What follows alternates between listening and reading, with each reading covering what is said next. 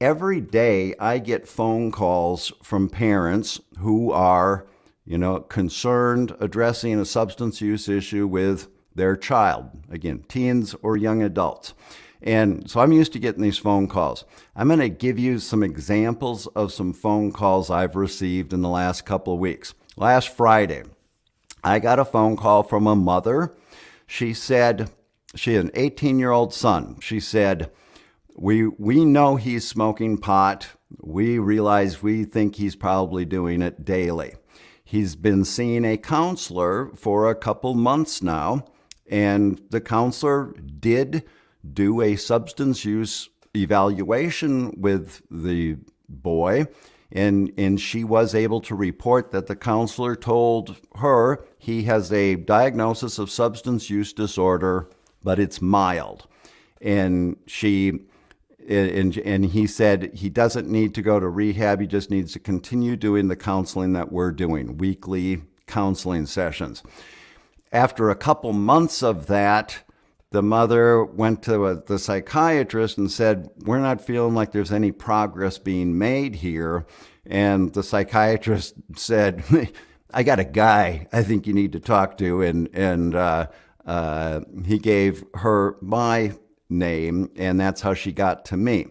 And as I talked to her on the phone, I'm going to tell you some other phone calls I'd gotten earlier in the couple of weeks before that, because it's one after another, the same story. And by that time with this phone call, I said to her, if you could see the look on my face right now, because it's frustrating, it's exasperating. I felt bad for the struggle that those parents were going through, but not knowing how to put their finger on what the issue was.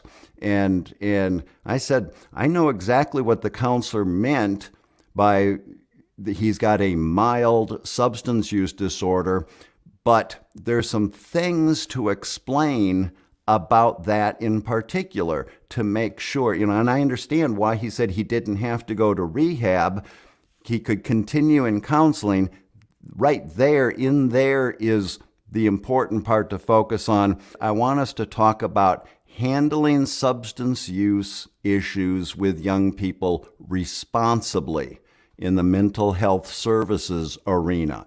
So, especially if we're talking about kids and the focus is mental health services, lots of times the phone call is, we don't know what to focus on first, mental health or substance use. And so one of the main things I want to stress today is that even if the primary focus is on mental health, if there's substance use going on, we want to make sure we're handling that responsibly, as opposed to letting that fall through the cracks and bad things happening going forward. So let me give you another example. The week before, I got a phone call from a mother.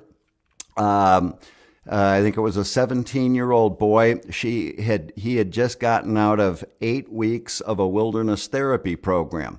He'd been out for 3 weeks. At the time she called, he was run away, and she said he's back to using some very scary drugs. And again, I hear these stories all the time. That particular phone call is like, oh, it's frustrating to hear that happening. And as I talked with her, and I should say with the mother in the phone call before, as I started explaining some of my thoughts on this, I was hearing the parents saying things like, thank you. That validates something I was wondering about, but I wasn't sure if it was being addressed correctly, or I didn't know if I was supposed to say anything about it or not. And in this particular phone call with the mother, the boy who was in wilderness therapy, I asked first, what did he go there? Was substance use identified as an issue when he got there? And she's, oh yes, absolutely.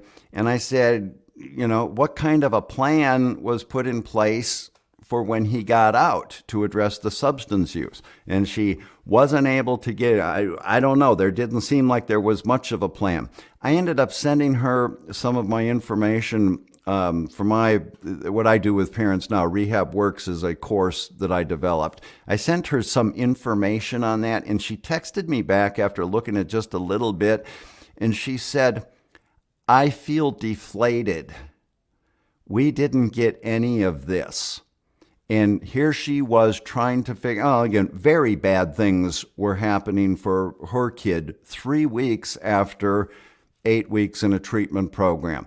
And that's the kind of stuff, again, I've been listening to this for a long time. I just happen to have a string of phone calls in a couple weeks, all the same type of stories. And again, it's like, I'm thinking I need to come on live and talk about these things that I talk about with the individual families that I work with. I'm going to give you one more example. Just the week before, I got another phone call from a mother. This time there was a daughter had been in 90 days of residential treatment. She had gone in primarily for mental health issues. She was in a dual diagnosis program, but substance use was clearly involved as well. And in 90 days, and she got out, and when the mother was calling me, she knew that the girl was smoking pot, and they weren't exactly quite sure what to do about that. And again, as she listened to me talk about the potential for things slipping through the cracks on the substance use piece, she was saying, again, literally, they say, "Thank you." That validates some feeling that I had in my gut. And I was going to start working with that kid, but things went off the rails real fast. And she's back in treatment at another place now, not long. She's out for a couple months after 90 days in a program. The one common denominator of all these cases, when we boiled this down, is identifying what exactly do we mean when we talk about whether substance use is a problem or not. And watch this. I'm going to say, quote, in air quotes, problem or not. Every time I use the term problem today, pretend me doing air quotes. I'm going to stop doing that, but just know that in my head, I'm putting air quotes around that term problem. I'm going to start off by saying most people, we have the idea that the concept that substance use occurs on a spectrum that ranges from mild to severe. Some people don't use very much or none at all. Some people use an awful lot, and there's bad problems happening as a result of that. But I want to show you this. There's also another spectrum that occurs, and that's, if you can see on the top there, it says medical or professional terms, and down on the bottom it says general public terms.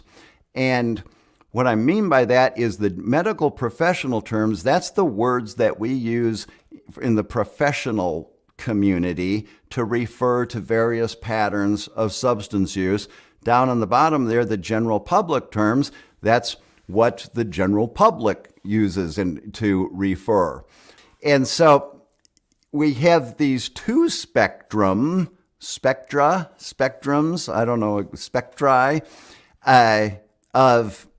for all the terminology we end up coming up with to refer to various patterns of substance use. And I say, put these all together, and it creates what I call a matrix of confusion. If you look at these words that we have on here, up on the top, like in the top right quadrant, substance dependence, addiction, chemical dependency, physical dependence, psychological addiction. What's the difference is there a difference between all those terms? Do we know what the definitions are of all those terms? Or if we go over to the left-hand quadrant, substance abuse, substance misuse, substance use, Do we know what the definitions are of those terms? Is there any difference? Go down to the general public stuff. Lower left-hand quadrant, social use, recreational use, experimental use, or is it just a matter of making some poor choices? Who wants to take a crack at defining experimental use? Is that something different from recreational use? Is that something different from social use? Or over on the right-hand side, drug addict, alcoholic, junkie, drunk. What's the difference? I'm an alcoholic, but I'm not a drug addict. Or I think she's a drug addict, but she's definitely not an alcoholic. My point here is, do we know the definitions of all these terms? Because what ends up happening, sort of like a bad game of telephone, this cross-pollination occurs, and everybody sort of mixes and matches and picks from these different words and puts them together, and they come up with their own definitions of, bottom line is what it means. We use this default term, what it means to have a problem. And the problem here is that usually, my next slide here, everybody's definition of what it means to have a problem is different. In treatment, lots of times I'm telling families, your definition, the client's definition, and the treatment team's definition of what it means to have a problem are often all different.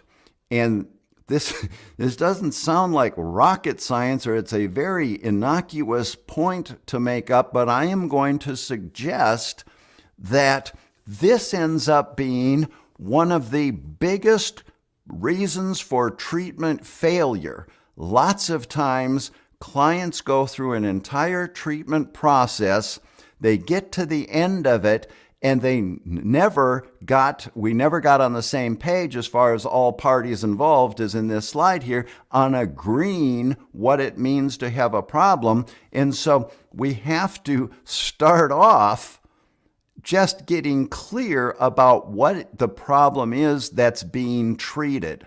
So again, not rocket science, but I think that it's a really subtle, overlooked point that gets missed and is one of the biggest reasons for poor treatment outcomes.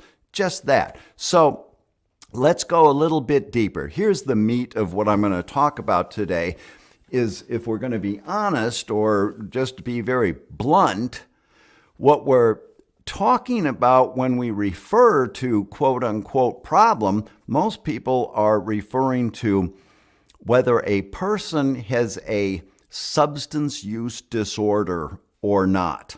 And substance use disorder is a medically diagnosable condition. And I'm going to go in, that's sort of the point of this whole talk, is I'm actually going to put some focus on what it means to be diagnosed with a substance use disorder, because just it gets overlooked, and just in putting some focus on what that means, and as far as implications for treatment and recovery, this ends up being the first thing that we can do that can make intervention when we're addressing a substance use issue with someone more effective. And so, again, this slide here shows that continuum that most people are aware of. A mild on the left-hand side, severe on the right-hand side. And down there on the left-hand side, it says able to control. That's the key identifying factor for people down there who we have this image of have maybe not crossed over the line yet. And the implication there is that person has not lost the ability to control their behavior when it comes to substance use. And so bottom line is, what that means is somebody, a social user, a recreational user, evidently bad things don't happen when the person uses the substance. That's sort of a simplified explanation of difference between problem or not. Bad things don't happen as a result of the use. Or if a bad thing does happen, you would expect a person to respond by thinking, I don't like things to happen. And so if they're able to control their behavior, they're able to change those behaviors to prevent bad things from continuing to happen. Ability to control. That's sort of a characteristic of down there on that left side, on the severe side. Over there on the right side, what did I just mean? On the mild side. Over on the right side, the severe end, where we have words like addiction or chemical dependency, the characteristic there is the person has lost the ability to control their behavior. So that's substance use disorder, or that's an orientation to get us started. Most people have that idea of what's going on. I'm a little more specific here and give you a little history lesson. It wasn't until 1980, that's relatively not a long time ago, there's a book that we call the Diagnostical Statistical Manual, the DSM. That's the book of how we diagnose mental conditions. And that comes out they make revisions every 5-10 years or something like that. In 1980, the third version, the DSM-3, was the first time substance use disorder appeared in the DSM as a medically diagnosable condition. And they gave us, and so that meant we had a framework for how to diagnose this as a medical condition. And there's this slide here says, they gave us a framework that included two separate diagnoses, substance abuse and substance dependence. And I'm going to call attention to the fact that's with capital letters. Might sound like I'm being really picky, but there's an important point I'm going to make here in a second. Capital letters implies that's the diagnosis, as opposed to down there below, substance abuse, substance dependence in lowercase letters. Those are general descriptions or references to, well, we're concerned about substance use with the youth of today. That's not saying the same thing as substance abuse with capital letters or substance dependence. Those are a person gets a diagnosis of substance abuse or substance dependence. So DSM-3 came out, and that's how we started diagnosing. And just to give you a quick peek into this, the way that worked is they gave us criteria to pick from, symptoms to identify.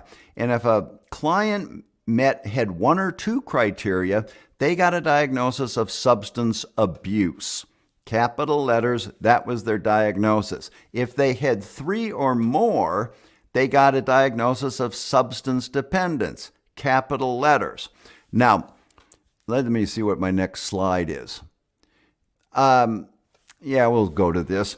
So substance abuse was, as it says there, they might grow out of it. Education or therapy might be indicated. That's the bottom line. Again, most people have this idea of a line that you cross over into, and I'm going to use air quotes again, into addiction or full-blown addiction over there on the right.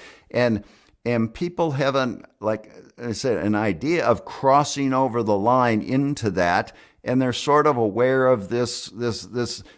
We have this awareness of once an addict, always an addict. It's an incurable disease. Once you cross over the line, there's never going back. There's a lot to that.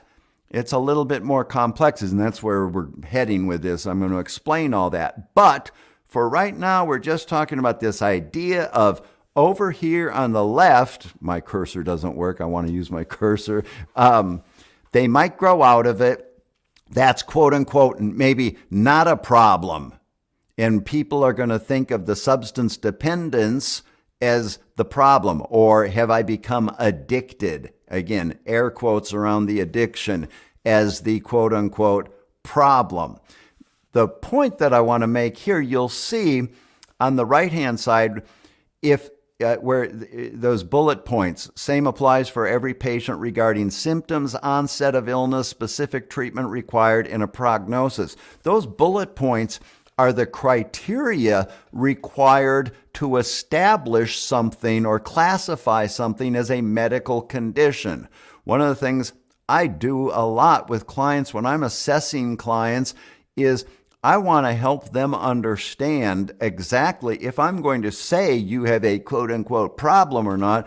I want to let them know why I'm saying that. And this isn't an opinion. This isn't a judgment. This isn't voodoo science. This is based on medical research. And the fact is, it's a lot of medical research goes into it. Years of studying. And this is not just with addiction, and again, air quotes on the addiction, substance use disorder, that is the formal term. Any disease, to call something a disease or a condition, it has to meet specific criteria. It has to be the same for everybody. You have to have an identifiable set of symptoms that you pick from so that you know that if they have these symptoms, this is going to happen, and we have to know how it responds to treatment. And that's important to impress on somebody that, again, this is a medically diagnosable condition. Now, let me see what my next slide is here. Yeah, so I will say this.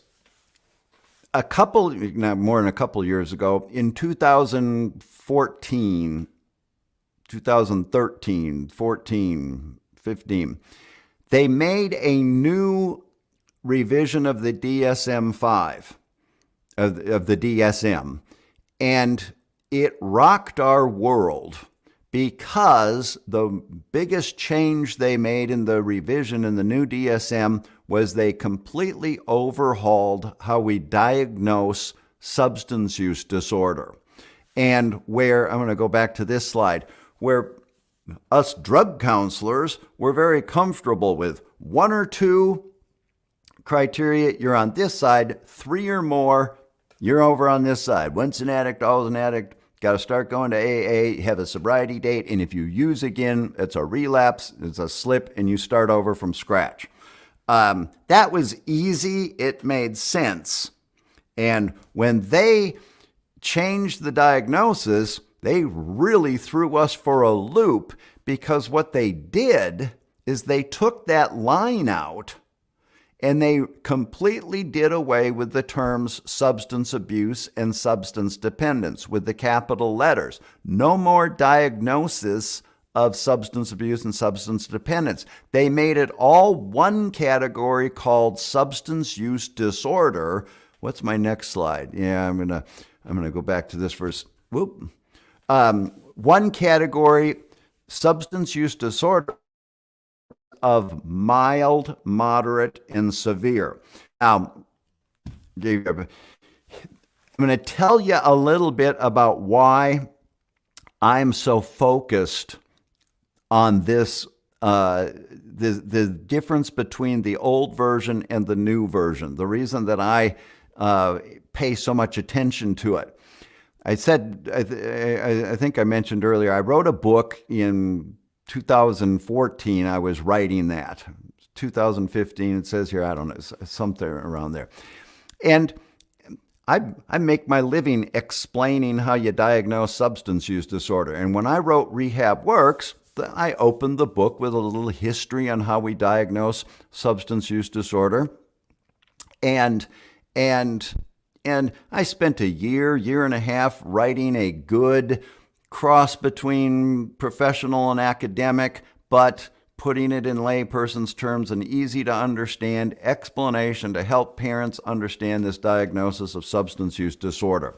And right when my book was getting ready to come out, I remember one day I went to meet some colleagues for dinner one night. They'd been at a conference and I was meeting them after their conference for dinner. And I sat down in the restaurant with them and I said, "So, what'd you learn at the conference today?"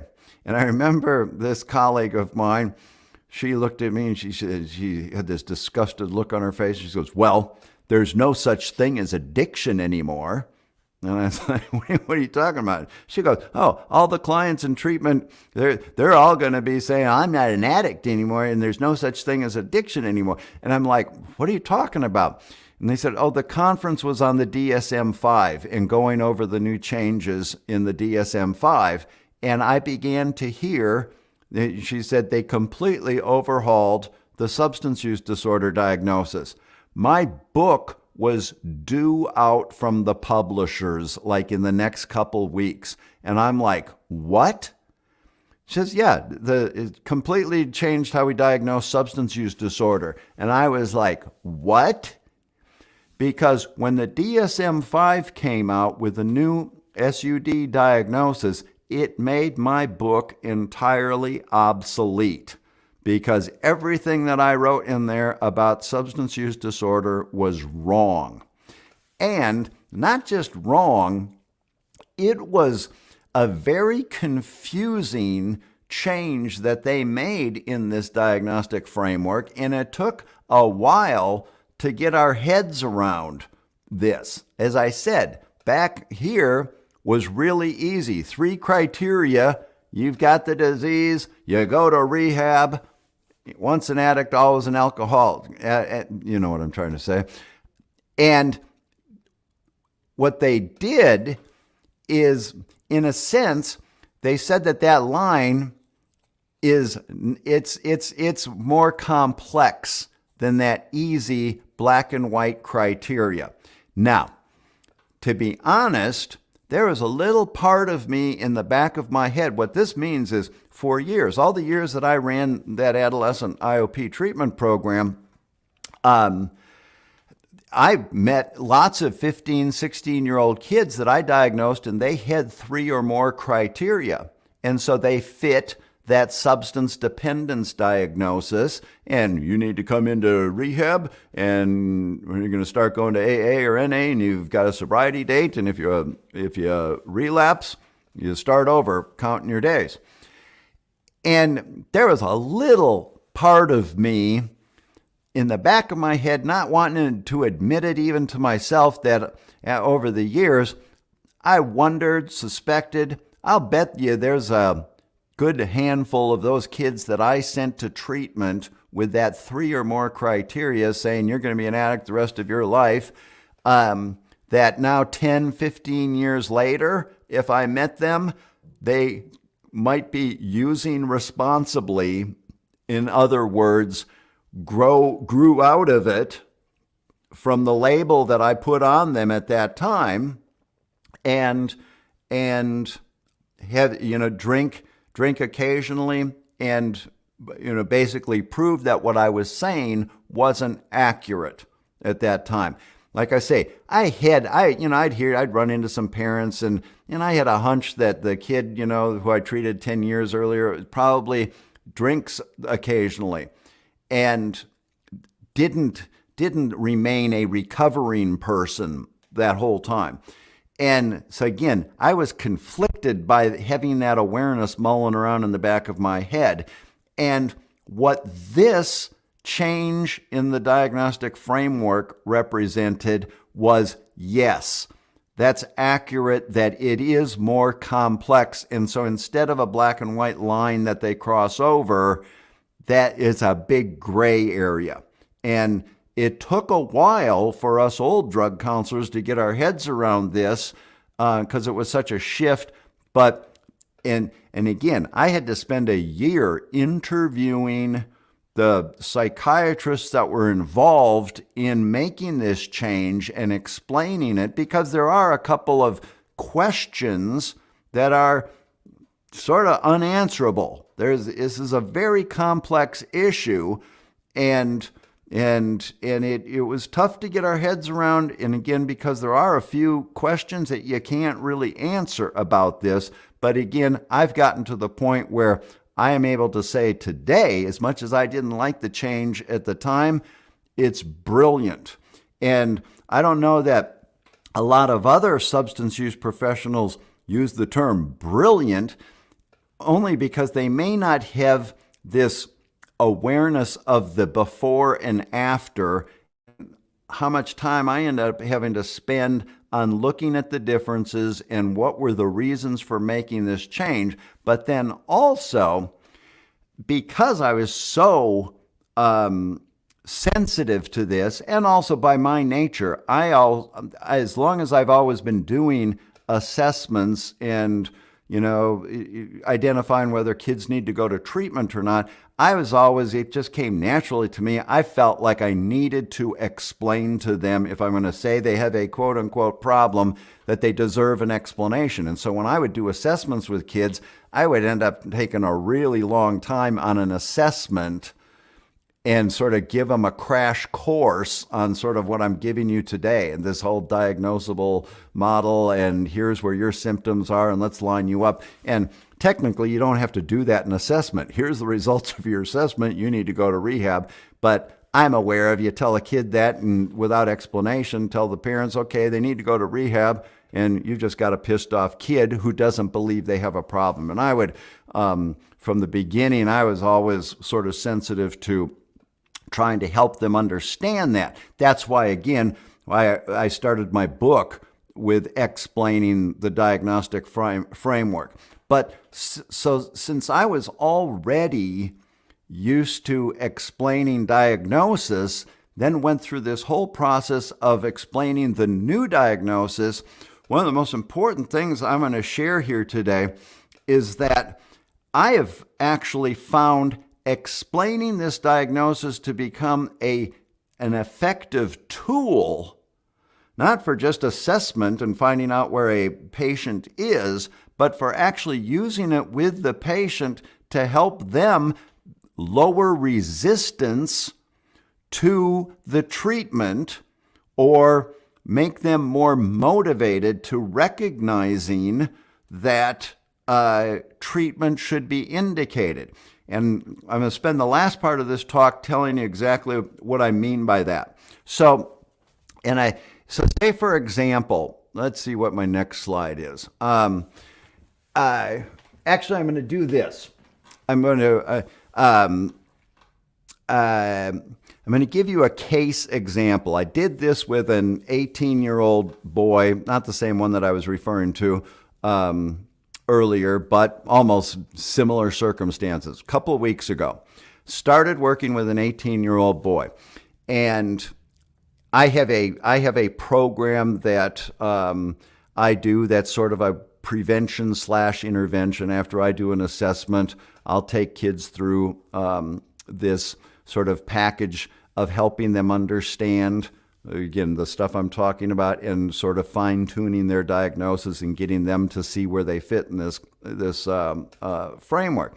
So I start working, and the first session I do is an education session that's with both the parents and the kid. And because it's very important that we all get on the same page with this. So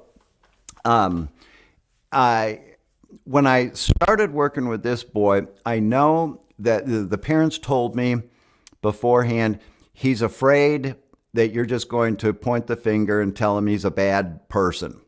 And okay, well, we'll get into this. And like I say, the first session is just an educational presentation on these things that I'm showing you right now. And one of the things that I do is I start off giving this history, and if I even go back to this slide here, I say, because everybody has this idea of the line that we cross over, and I end up, I end up telling them about the old framework first, because that resonates with the parents are thinking, yes, that makes sense. There's a line that you cross over. Most kids that we're working with at this point are thinking to themselves, that's not me. I'm ready to make my case that that's not me, as far as I have not crossed over that line. They're hoping that they're going to be in that mild case. And so again, this makes sense. And then I go through when we land on talking about what is in that substance dependence, or that's where addiction, and so we're sort of presenting the idea of, if you haven't crossed over that line, you don't want to cross over that line. And I've already taught them that the only thing that's going to cause them to progress or to get worse is continuing to use. We spent a little bit of time talking about, bottom line is, what causes addiction? It's using the drugs that causes the addiction. It's the continued use and the effect that it has on the brain that ends up causing people to, I use the term, the party voices versus the not a good idea voices. Again, I'm not going to go into detail on this, and I give very oversimplified explanations at this point with the kids that I'm working. But I say that, what we learned about addiction is that as the way that addiction develops is the brain records a memory of the pleasurable event of intoxication. And over time, if we store up enough of those memories, what ends up happening is the brain begins to rewire itself. And so that when we experience something that reminds us of the pleasurable event, it sets off two sets of voices. One I call the party voices. That's if I'm walking down the street and something reminds me of smoking pot, like I smell it in the yard that I'm walking by, the party voices go off. We know what that is. We like that. We want that. No other thoughts, just that primal response of, I want that. Another set of voices goes off saying, that wouldn't be a good idea. So there's the party voices, there's the not a good idea voices, and at any given time, and this has to do with any pleasurable events, we're all struggle with this, day in and day out, and we make decisions based on the primal urge for satisfying something versus wouldn't be a good idea right now. And what we discovered is that over time, with some people, and here's a question mark, genetic predisposition can affect this, but it's not set in stone that it automatically makes that happen. Some people, the party voices get louder, faster, and the not a good idea voices get muffled. That's basically what addiction is. The party voices are louder than the not a good idea voices, and we experience that loss of control. The person goes ahead and uses even when they didn't intend to. And so, and if we point out that the only thing that causes that to happen is the using itself. And so it only makes sense if a person's still sitting at that place having not crossed the line, and they're saying, I don't want to cross the line. Well, it only makes sense to say that, one guarantee that if you haven't crossed the line yet, that will keep you from crossing the line is not using anymore. Continuing to use is like playing Russian roulette. Again, we can't guarantee you keep using and you will cross that line. We can't say that. But like I say, it's like playing with fire, Russian roulette, whatever metaphor we want to come up with. That is the one thing. It's not going to happen if we don't use it. It's the one thing that could increase the chances of us getting worse is the continuing to use. And so that's why it does make sense for someone who is down on that mild side to not use, even if they're not in that full-blown addiction. But again, I'm going to come back to that in a second also. So again, I'm giving this presentation, and I usually start off with this framework, and then still from sort of a scared straight approach. If you haven't become addicted, let me tell you something, you don't want to go there, because then I go into explaining characteristics of addiction. There's actually, I'll go back to this. The American Society of Addiction Medicine puts out a formal definition of addiction. And so, again, the term addiction is not a diagnostic term. Technically, there's no diagnosis for addiction. Addiction is a characterization. We define addiction. Addiction is like this. Substance use disorder is diagnosable, and addiction lives somewhere in that severe end of the substance use disorder spectrum. But the American Society of Addiction Medicine puts out a formal definition of addiction, and so they have words in there that are what we call characteristics or traits of the medical condition. And so it's important to recognize some of these words in terms of helping motivate a client and understanding the need to take this seriously. So I'm going to give you some examples here. Primary condition, it says addiction is a primary disease. It is a primary chronic disease of brain disorder is the first sentence in the ASAM definition. Primary means that any other problem that is impacted, or any other area of a person's life that's negatively impacted by substance use, can't effectively be addressed until you arrest the primary condition. So that means the easiest example would be you can't treat cirrhosis of the liver with an alcoholic who's still drinking.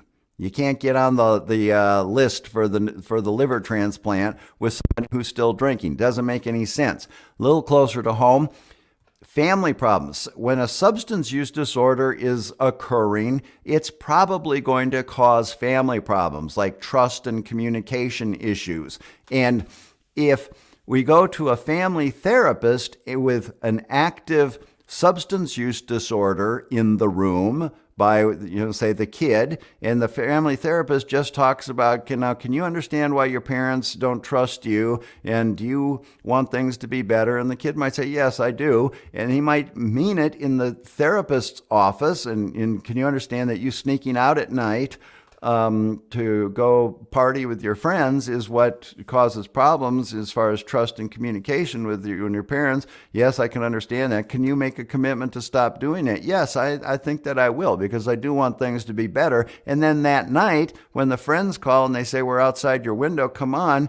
If the substance use disorder hasn't been arrested and the party voices are louder than the not a good idea voices, they go ahead and do it even though they didn't intend to do it. And it continues to cause problems when mom comes in and sees the window open and the kid not in the bed.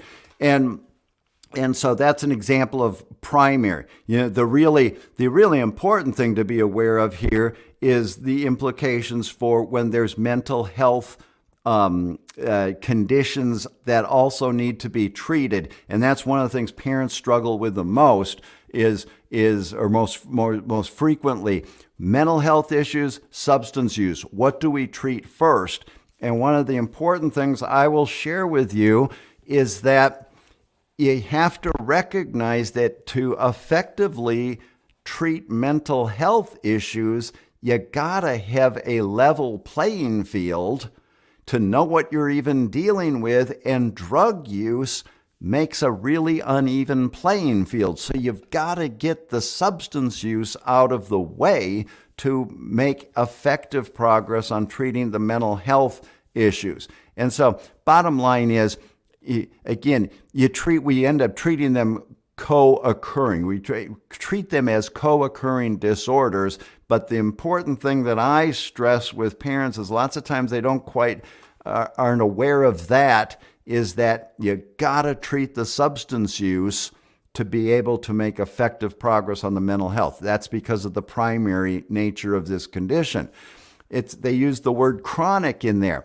Now, again, old school, he's once an addict, always an addict. No going back. We don't say that. I don't say that anymore.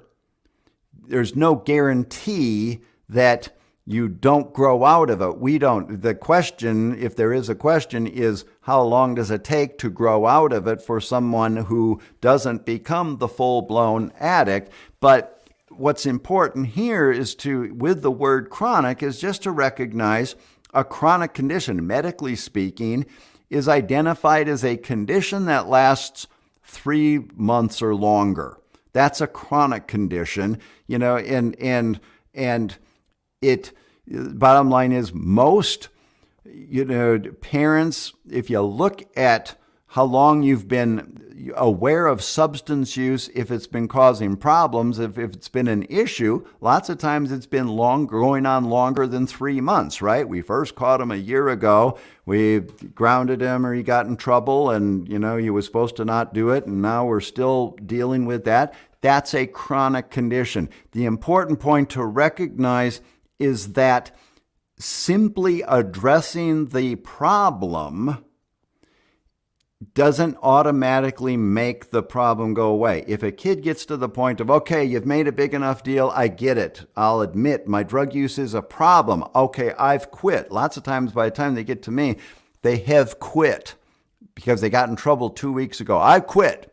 And so no need to have to do any of this stuff. And they don't realize that that means nothing to me because I'm aware of the chronic nature of this. And so rather than, okay, we get them to admit that it's a problem, they agree to quit, we have to learn to manage the condition. And again, I'm not a neuroscience, I'm not a brain surgeon. I have very oversimplified versions. Party voices versus the not a good idea voices. I think the bottom line is just admitting that it's a problem and saying I'll quit doesn't automatically snap a reset of the party voices versus the not a good idea voices. That's why we have to think in terms of managing the condition going forward. Another characteristic, I've talked about this, loss of control. That's the party voices being louder than the not a good idea voices. And then also we call it a progressive condition. Substance use disorder, as opposed to social use or non-problematic use. With non-problematic use, their pattern of use or problems related to the use doesn't change over time. People with substance use disorder, you can usually look back and see that their use progressed, either the pattern of use or the types of chemicals they were using or the consequences related to the use progressed. And interesting here, you see here in that period of abstinence spot, it's an important point to recognize that if a person stays clean for a period of time and they have a substance use disorder, the chronic nature of it means if they start using again, they tend to pick up where they left off. Now, again, nothing's set in stone, can't guarantee that. The reason we spend time around other recovering people as part of a way of managing our condition is we hear other people's stories that reinforce, when I started using again, I picked up where I left off. You hear it all the time. I've got all sorts of great stories because I've had a couple of different times in my life where I went through periods of abstinence and started using again and picked up where I left off. And so again, going from a relapse prevention standpoint, it's motivating to recognize that the progressive, if it was getting bad and we didn't like that, we need to be aware of the potential of it picking up where it left off and continuing to get worse. Now, what's my next slide? This is going to be, severity of consequences. So with working with young people in particular, one of the points that I make is that severity of consequences can progress also. I have some videos that talk about that really illustrate effectively the severity of consequences can change dramatically between the ages of 17 and 21. In other words, the difference between adolescent consequences and adult consequences. And all of a sudden, a minor in possession ticket becomes a felony drug charge. etc. You can get the point there. And so, again, it's important to be aware of the potential for that happening. That example I gave at the beginning of this talk, the kid that went into wilderness therapy for 8 weeks, he didn't use during that time. He started using it right away, and now he was run away, and the mom was describing scary things. He picked up right where he left off, and things were getting worse at going forward. So the point that I want to make on these characteristics, I'm going to go back to that case of the boy that I was giving this educational presentation to he and his parents the other day. And the thing that I like to do is we just got done explaining those characteristics of addiction. And when we're still in that first model of line that you cross over, and yes, I haven't gone there yet, and I'm not going to go there.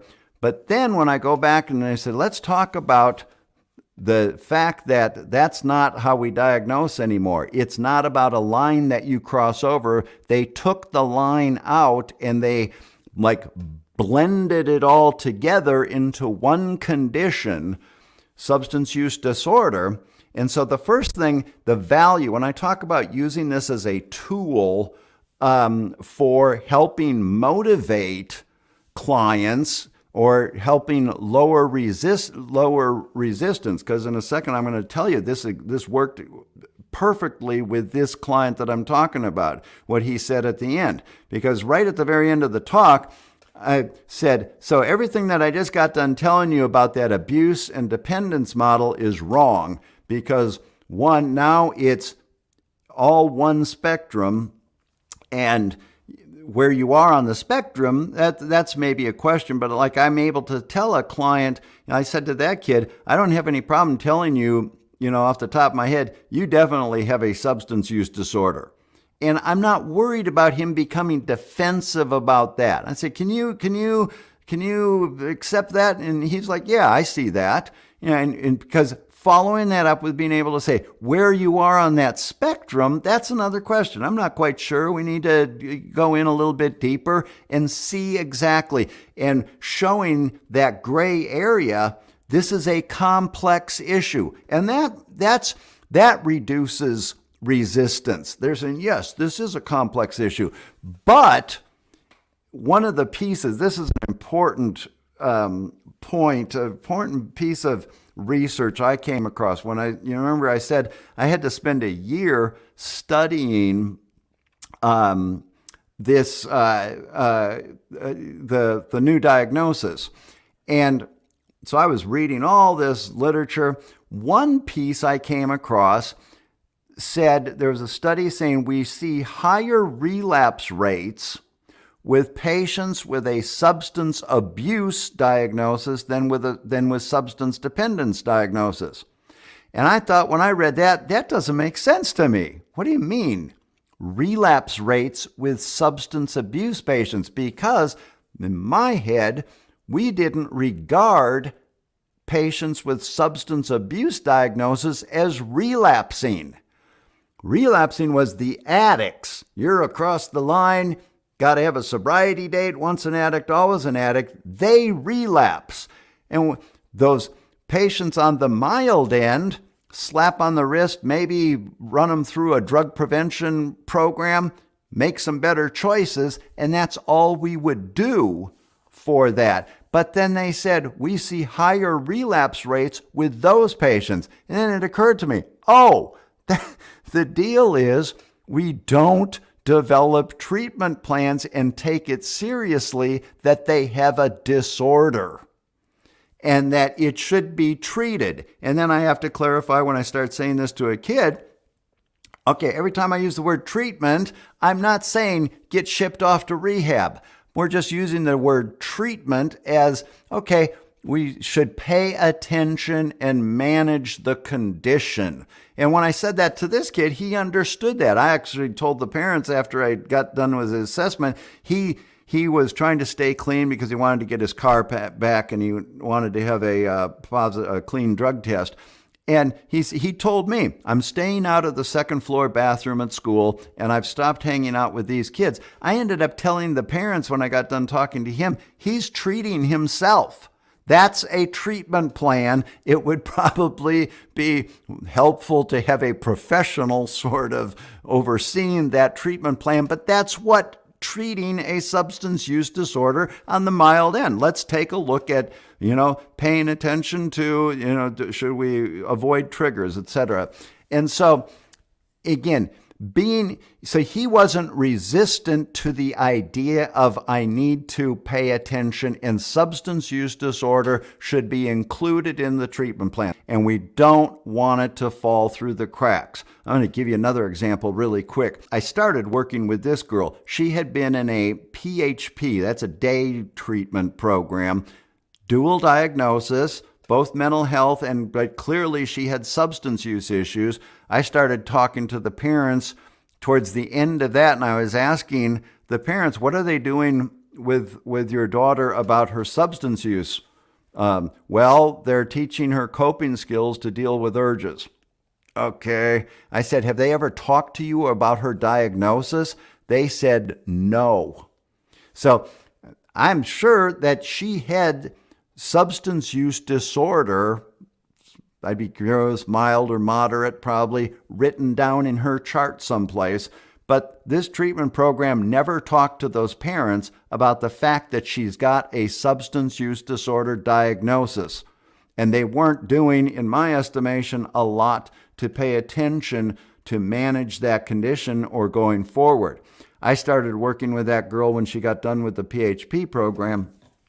She got arrested her first day back to school for smoking pot at school because there wasn't any plan in place for managing her substance use disorder. That's what I mean by falling through the cracks, information falling through the cracks.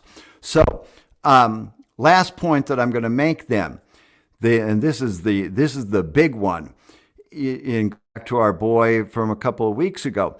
So then I say, remember those terms that I said about primary, chronic, loss of control, progressive?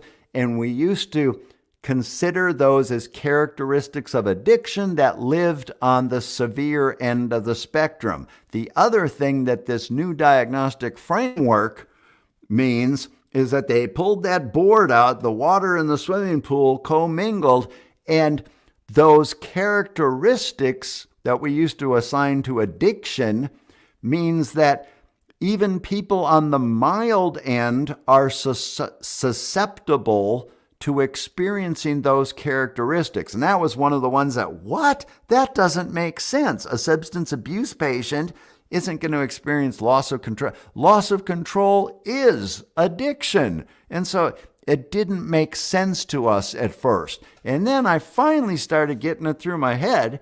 I realized one day, you know what?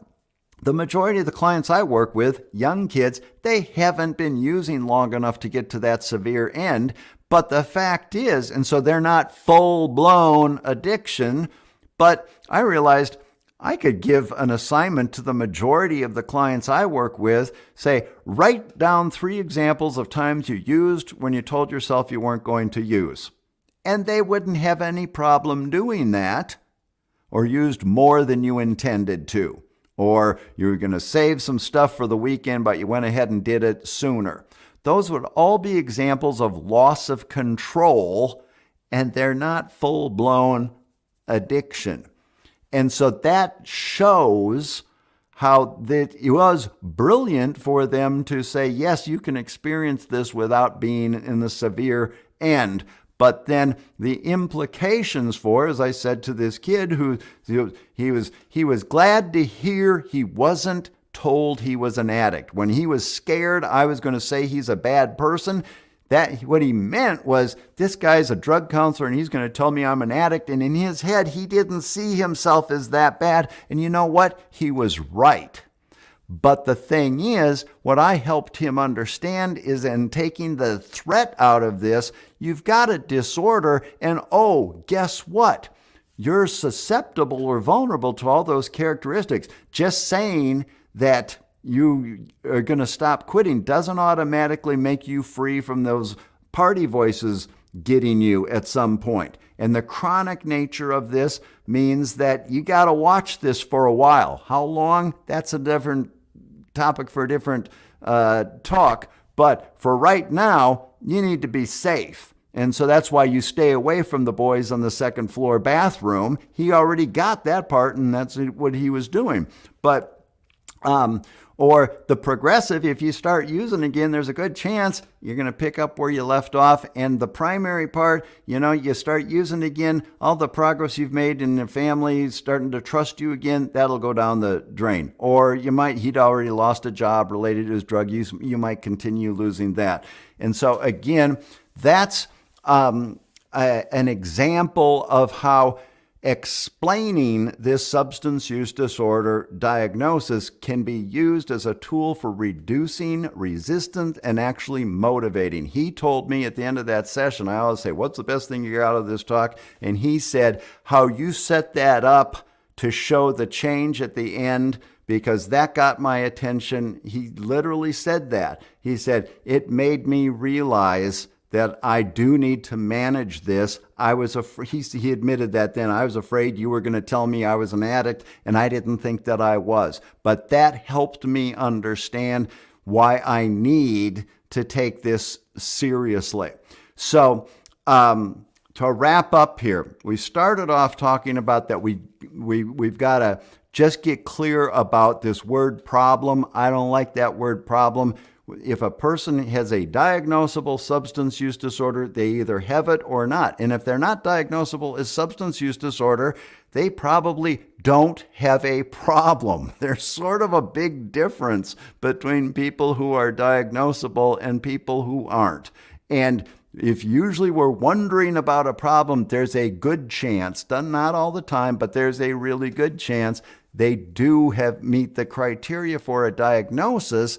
And even if it's mildest of mild, if they meet that criteria, it's important to make sure that we're addressing that. I'm sharing this with parents because for you to be informed, to know what's going on, if you've got a child in treatment, you just want this is so easy for this stuff to fall through the cracks. Sometimes treatment programs don't do a good enough job on making sure that this isn't falling through the cracks. I've given some examples. Some treatment programs do a wonderful job on that. And again, that combination between mental health and substance use and what we treat, it's a very complex thing. My message here is we don't want the substance use disorder part to fall through the cracks, because I could give you tens, 20, hundreds, hundreds more case examples of kids who have gone through treatment and they end up with me. The substance use has come back. It didn't get addressed effectively. So with that, I'm going to wrap this up. All this information that I just showed you, the slides come from an online course that I have. I have this all packaged up. It's called Understanding Substance Use Disorder. It's an easy course to go through. Parents can go through this. Costs $100. There's a link there, and takes a little bit more than an hour to go through, and it very succinctly addresses all this stuff that I just went through. And I, have parents watch it themselves, go through it themselves, and it usually answers, the most common questions. When I designed it to answer the questions, how do we deal with the kid who says, I'll quit the hard stuff, but I can still smoke pot? That's one of the most common issues parents are dealing with, right? It also clarifies much more succinctly than I did here in this talk today about what do we treat first, the mental health versus the substance use. How do we respond when the kid says, it's not causing me any problems? It wouldn't be a problem if my parents didn't think it was a problem.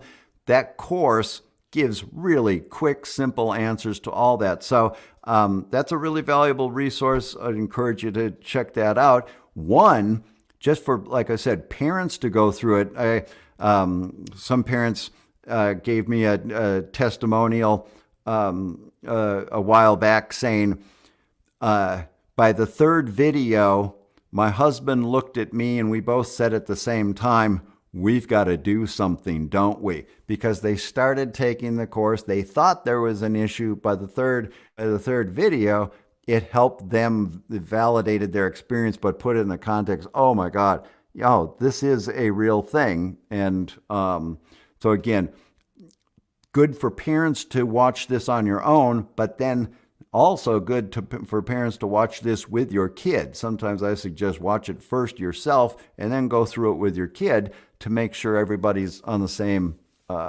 page.